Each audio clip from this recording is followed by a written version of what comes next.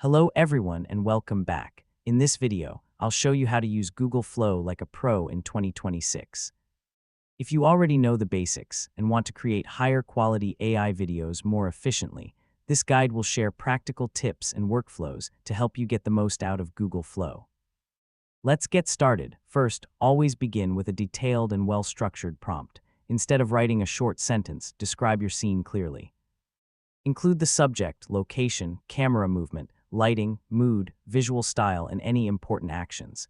The more specific your prompt is, the better the AI can understand your vision. Next, use reference images whenever Google Flow supports them. High-quality reference images help maintain a consistent visual style and can improve the accuracy of your generated videos. Before generating a long or complex video, test your idea with a simple prompt first.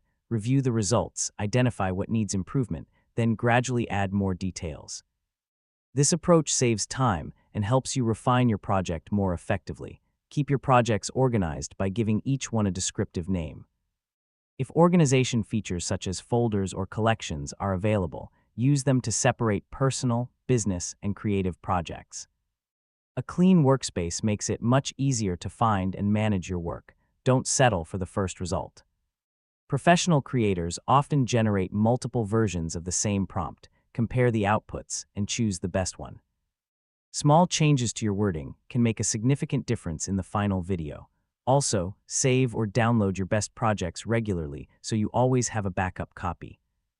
If you collaborate with others, use the sharing features to collect feedback before publishing your final video. Finally, keep experimenting with different prompt styles, camera movements, and creative ideas. The more you practice with Google Flow, the better you'll understand how to guide the AI toward producing professional quality results. And that's how to use Google Flow like a pro in 2026. If this tutorial helped you, don't forget to like the video, subscribe to the channel, and turn on notifications for more Google Flow guides. Thanks for watching, and I'll see you in the next video.